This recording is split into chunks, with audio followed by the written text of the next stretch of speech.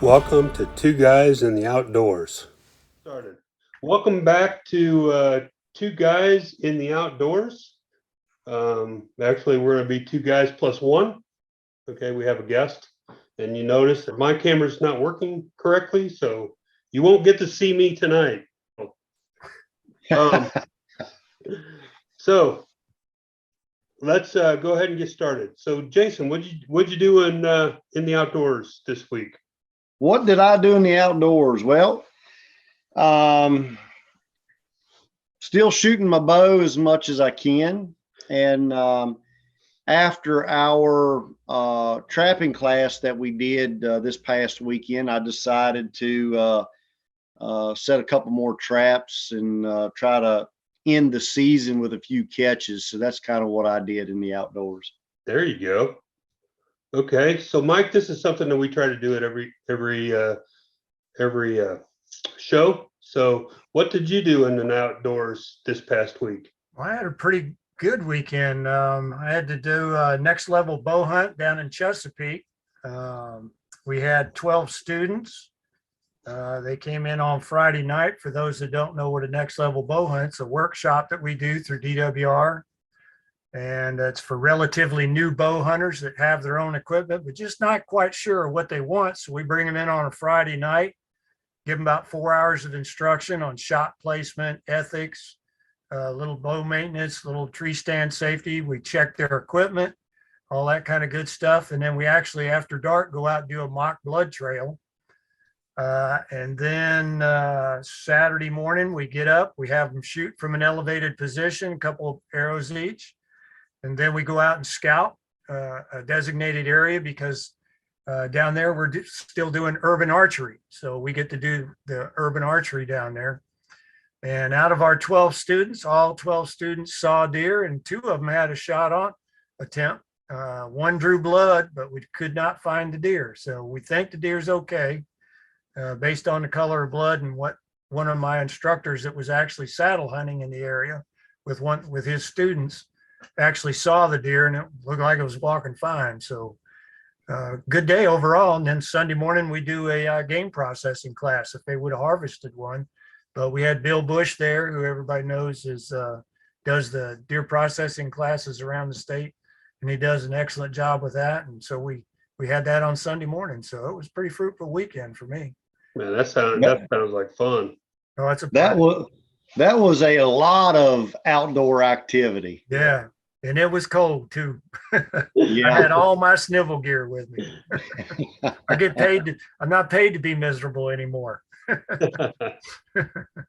Okay, well, all I did is, just like Jason, I'm continuing to try to hone that skill in with my bow, trying to make sure I can try to harvest one this next season, a deer with this next season with my longbow. So there you go. The mission.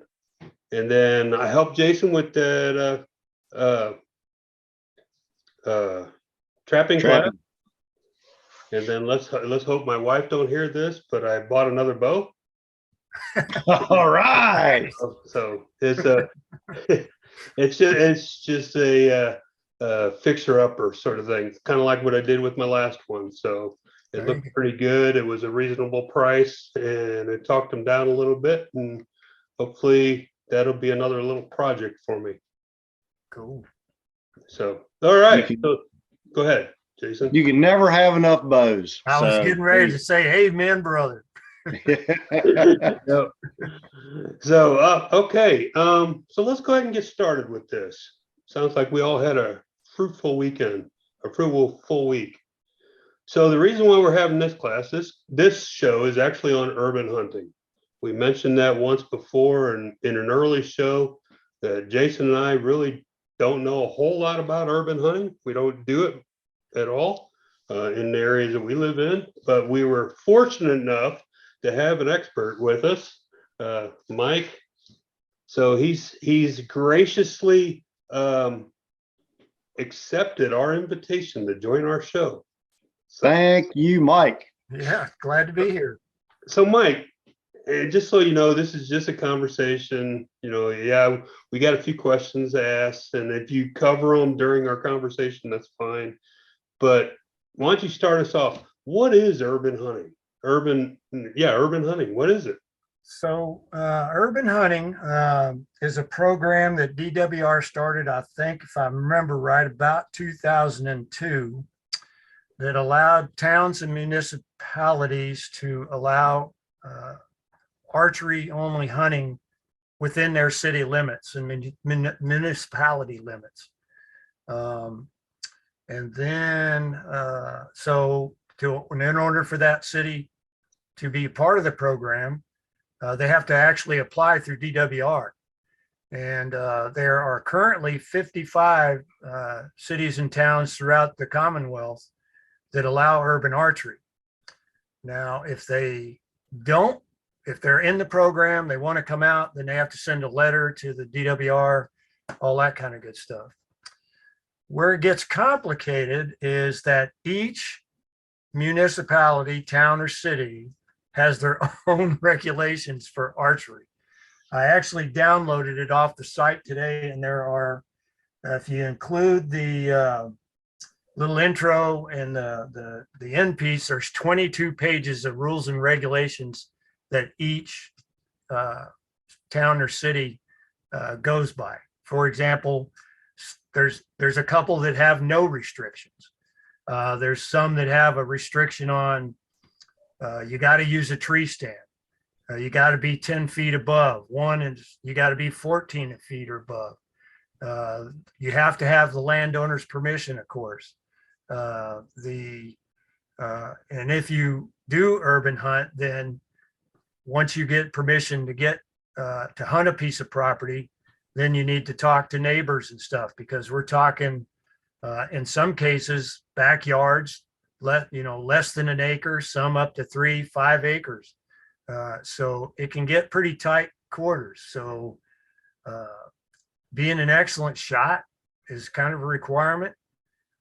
If you're in Northern Virginia, there's suburban whitetails and Fairfax County whitetails, and they have very stringent requirements to be a member, to be able to hunt those areas where they can get you access to areas, and we'll make introductions.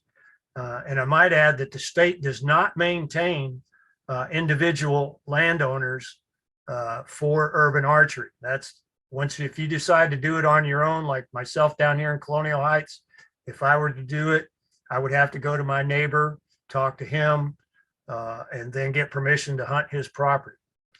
Same thing with the neighbors around, that if I did harvest a deer, you got to be able to go recover it if it goes any distance. So is it primarily just in the Northern Virginia area? no, it's across the state. Just for an example, I got a list of the towns right here. So I just mentioned Colonial Heights, but Bedford, Blacksburg, Charlottesville, Chesapeake, Chesterfield County, Franklin, Farmville, Hopewell, Lexington, Lynchburg, Martinsville. So it's just to name a few. City of Richmond. Yeah, so it's throughout the state. Pardon me? It's throughout the state. Yeah, exactly. Okay. Yeah, all the way down to Wytheville, Winchester, West Point, Stafford County, Smithfield, Suffolk, all over the place. So do you know if any other state does this, or is this just a Virginia thing? That I could not answer. Okay. I'm sure other states probably do. That's fine. I didn't mean to That's put something I'd have to check out. Yeah. And that's probably a quick Google could probably answer that question. Right. So Mike, you mentioned something about you have to apply through DWR. Well, if you're a municipality or a city, you have to you have to send a letter to Gotcha. DWR, and then they grant you permission to do that. But as a bow hunter, I don't have to do anything other than gain access on somebody's property and follow For the most part, there are a couple of the municipalities that you have to go to apply to do urban archery. And there's even a couple of the municipalities or towns or cities that actually, if they want somebody to come in to harvest deer, they have to apply to their city for a permit for you to come in to do an urban archery hunt. Wow. So this is not, some locations, it could probably be a fairly easy process, but there's other cities, towns, or whatever that it sounds like it could be quite the ordeal. Right. Yeah. So if you went to DWR's website and looked under urban archery, there's a section into there, urban archery deer season. And it'll it'll kind of give you an introduction of the dates that it is. And usually that can run concurrently with the bow hunting or regular bow hunting season. It can run concurrent with muzzleloader and with the general firearm season. So you can do it throughout. And then of course, after the season, it runs through basically March 26th is the end for this year. And like January 8th through March 26th. So Mike, if I wanted to do urban archery, okay, let's say I want to come down your neck of the woods and I want to hunt in your neck of the woods. Right. What do I need to do to be able to do that? Do I just go online and just get an archery license or what? Well, you definitely have to have an archery license.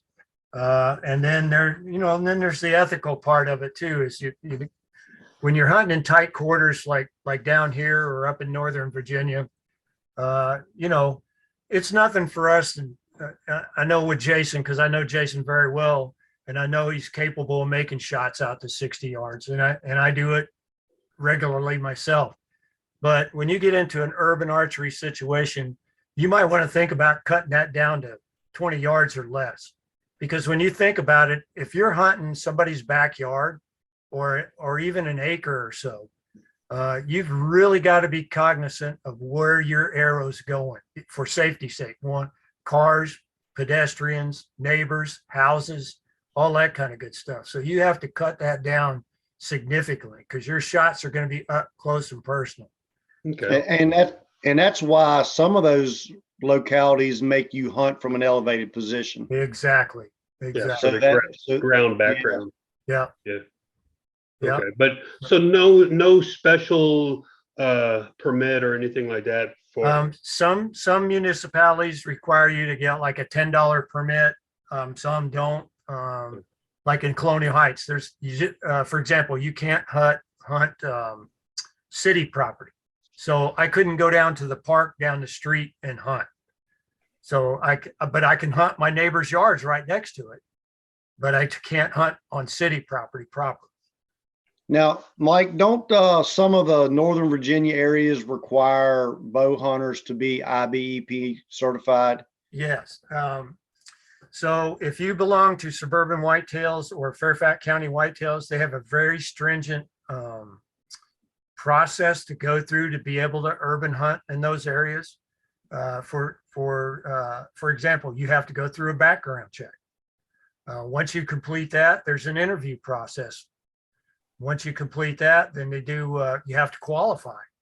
So, and most of the time it's 2 out of 3 or 3 out of 4 in the kill zone on a 3D target at say 20 yards or out to 30 yards.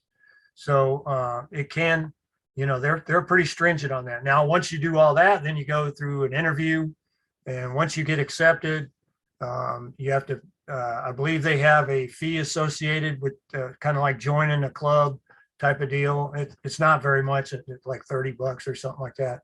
And then they hook you up with a group that hunts particular areas, and then they will actually hook you up with landowner type things. Whereas Fairfax County, those guys hunt the parks up in that area. So they have permissions to do that. So it's a pretty stringent process to be able to hunt up there. So so the key thing on that is to make sure if you're even thinking about doing it, you go in to the DWR and find out exactly what the requirements are and all the rules and regulations and everything. Exactly. just like anything else, but it sounds like it's even more stringent for urban hunting, Right. and totally understandable. I Yeah. mean, you're talking, and I'm glad Mike, you brought up the safety aspect of that. I mean, you're close quarters. Oh, You're not yeah. out in a big old field. Exactly. So, and that's, and part of the ethics of being an ethical bow hunter is you have to talk to the landowner. How do I get permission if I go talk to or a property owner? Well, you don't want to walk up there in your hunting clothes, 2 days before you want to hunt and try to get permission. That you want to dress casual, polo shirt, khakis, and go prepared when you go knock on doors to ask for permission to hunt. Tell them why you're doing it, what you're doing. Treat them like a client, if you would. You want to, you want to present a good appearance. Don't get if they say no, that's the end of the conversation. You thank them for their time, kind of deal. But yeah, you want to, give them the benefits of urban archery, and most people will give you permission. And then once you get permission to hunt an individual property, then you really need to go talk to the neighbors and say, hey, look, this is what I'm doing. I may harvest a deer and I may have to come and retrieve it from your property. And of course, it's a whole new ball game retrieving it in an urban area with a lot of people around versus being out in the woods like where we normally hunt, where there's nobody around, where you can field dress it right there and, drag it out and put it in your truck kind of deal. So, things to think about. You might want to, if you're urban archery and, you talk to the landowner, ask them, hey, can I field dress it if it's a big enough property? If not, then you need to make arrangements for someplace where you can dispose of the entrails. Some guys actually carry a body bag to put the deer in to drag it out. So then that way, it's not offensive to the non-hunters. Yeah. And occasionally you may run into, no, I want to, my wife likes watching the deer. She likes to take my grandkids, I don't want you shooting my deer, said, okay, thanks for your time and move on. So, So when you're in that close quarters and you're hunting and you get a deer, and then you gotta track this deer. Is it the same as tracking something out in the big woods or out in the fields? Oh yeah, it's basically the same, but it's all about shot placement. So you want to make a good ethical shot on that animal so it goes down as soon as possible, because in some cases you can see from house to house. They might be, houses might be, 500 yards or 50 yards apart. And they might have a 500-yard strip of woods right behind them. If that deer decides to make a left turn into somebody's backyard and expire, then you got to be prepared for that. So shot placement is really critical when you're in urban archery. And again, safety is paramount, because in some of these places there's walking trails. You might see people riding their bikes, cars driving by, because that's how close you are to the road and pathways in some of these places. I think the key, from listening to Mike and knowing Mike for a very long time, and all of us here being avid hunters, the key to urban archery is communication. Exactly. With surrounding neighbors, because let's face it, we all want to make a ethical, every time that we go hunting, we want to make that ethical shot. And let's face it, the whitetail deer, even though you make a perfect shot, is still capable of traveling a good distance. Yep. So communication, I think, is the key here. Yep. From what I'm getting from you, Mike. Yep, definitely. Especially with the landowner that you have permission to hunt. And then be upfront with them when you talk to them. Say, hey, look, I'm gonna be in a tree stand. Do you mind if I put them on some of your trees and in your back, depending on how big the yard is.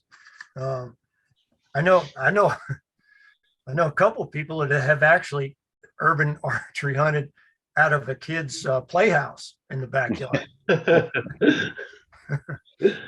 mean, you can get pretty creative. I mean, we got another buddy of ours that we make fun of that our urban archery hunts down in the Chesapeake area about wearing trash can camo. Yep, trash can camo. Yep, I was getting ready to bring that up.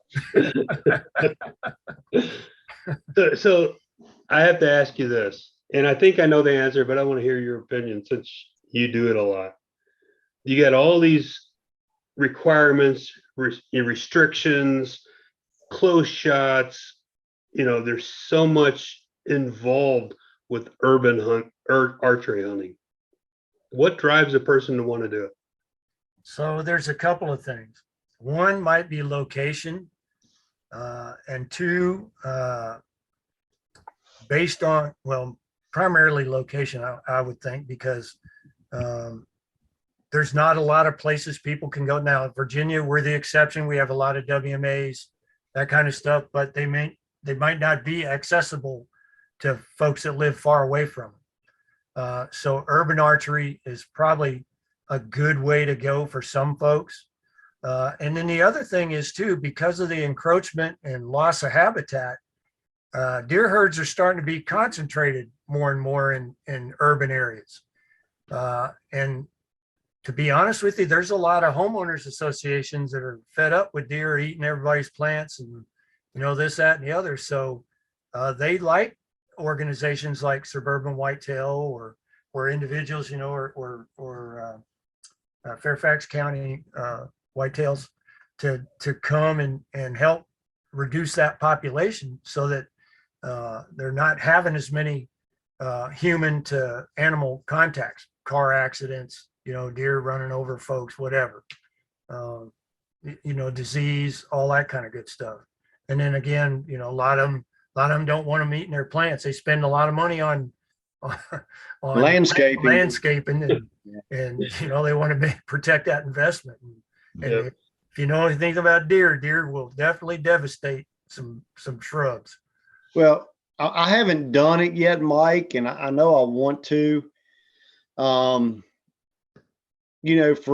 guys like us, we're avid hunters. It also extends our hunting season. Oh yeah, big time. So that's another reason I believe to. I know that's what's got my interest. Yeah. Is, man, if I can find an area or get acquainted with somebody that has permission and property, Yeah. boy, Yeah. I mean, you can really extend your hunting season. Oh yeah, for sure. And I mean, there's a lot of deer around towns. I mean, I see them out here in my backyard all the time. So maybe I get itchy to pick up the bow every time I see one. Yeah.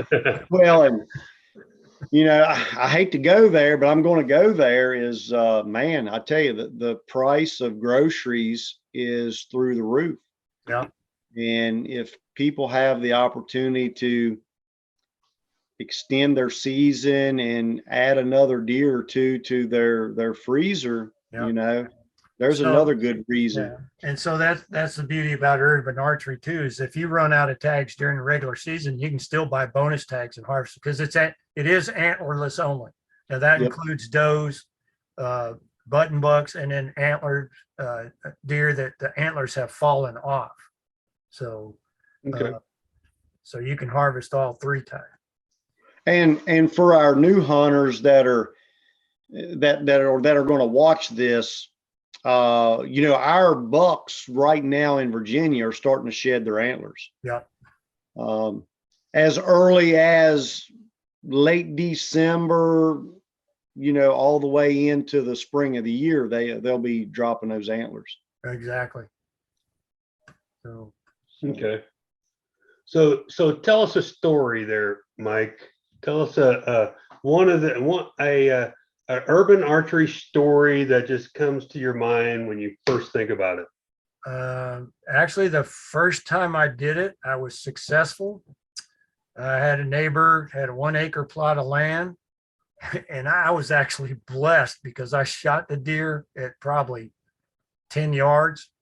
I was 15 feet up in the tree because I couldn't find a tree tall enough, because I usually get up around 20-ish, but 15 feet. Deer came in from behind me. It's like, oh dear, there's a deer.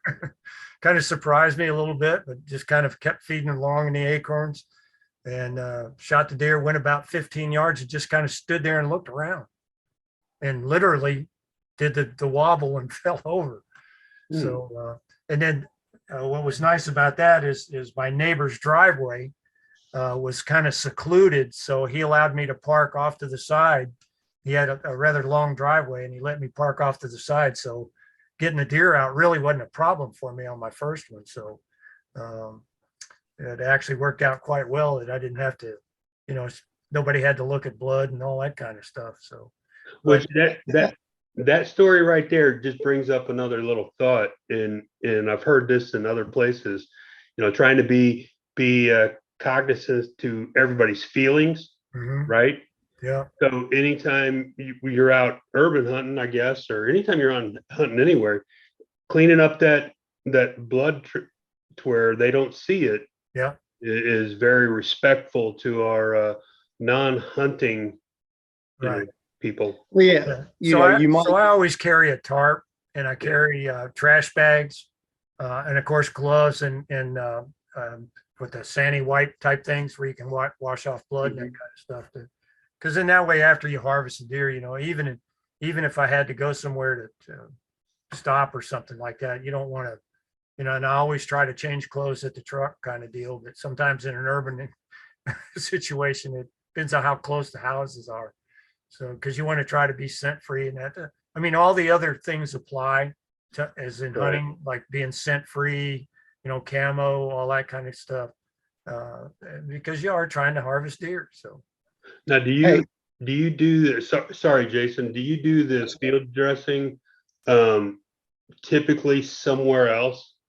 Yeah, Jason. So what's kind of nice is where I live here in Colonial Heights. I'm right next to Fort Lee. And I actually am a member of the Fort Lee Club. It's you pay your money to hunt on Fort Lee, but we also have a game dressing facility there, which is really nice. It's got stainless steel tables, and then we actually have a walk-in cooler we can hang our deer in for a couple days Nice. before you process them. So that's the other thing too, is that even if you urban archery hunt and you're not going to eat the deer, you can still donate to Hunters for the Hungry. So, one deer can feed, up to 100 couple hundred folks when they grind the whole thing up and make spaghetti sauce or chili out of it. So you can donate to Hunters for the Hungry too, during this time. Yeah.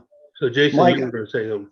Yeah, I think I know the answer to this because I haven't hunted urban, but man, I tell you, I've hunted some areas that was pretty daggone close to being within that town limit or whatever.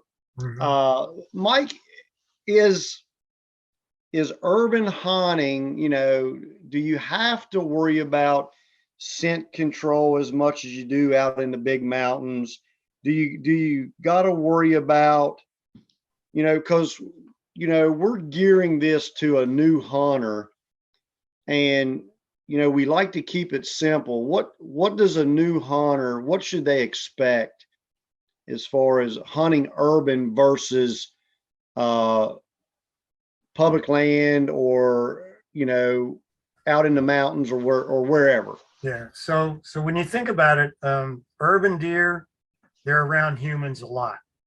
And so they're going to get the smells of, bacon cooking in the morning and, all that kind of stuff. I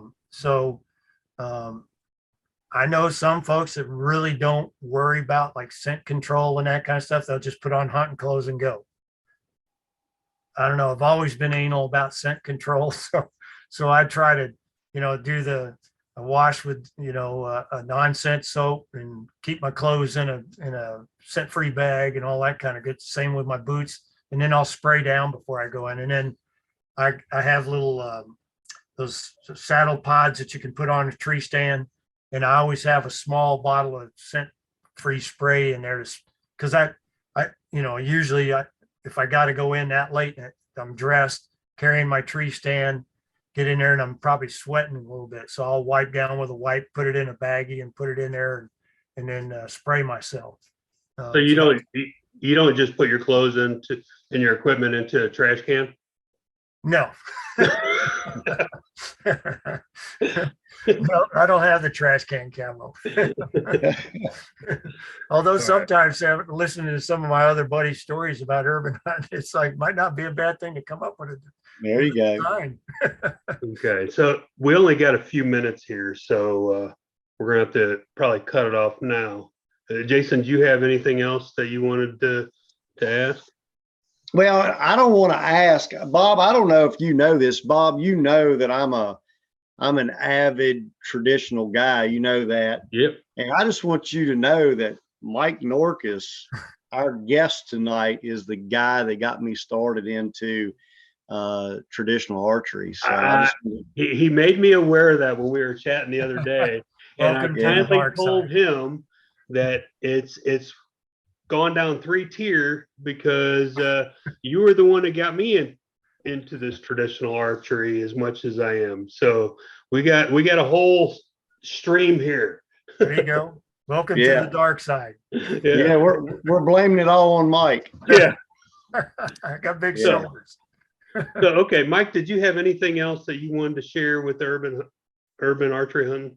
No, not, I mean, not unless you guys have anything. I mean, if you really have any questions, if you go to DWR's website and look up urban archery, there's a pretty good, and especially in the areas where you guys live, if you have questions about your municipality, whether they allow it or not, you can go in there and it'll give you by town what the, kind of like in the game law book with the, the numbers.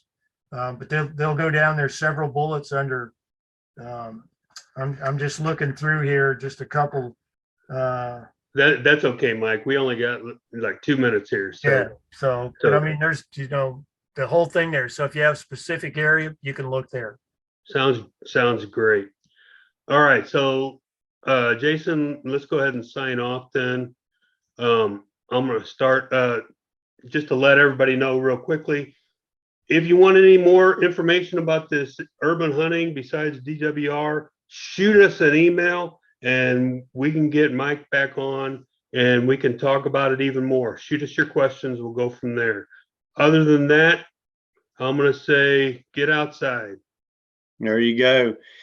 Big thank you to Mike Norkus for our guest tonight. And like always, don't worry about the little things. Just go hunting. That's it. Words to live by. Thanks for having me, guys. Appreciate it. Appreciate it a lot. Thank you. Thank you, Mike. Uh-huh. Thanks, Jason. Bye-bye, No problem. everybody. See ya. Thank you for watching, and I'll add these links to the description. Please subscribe, like, and give us your feedback.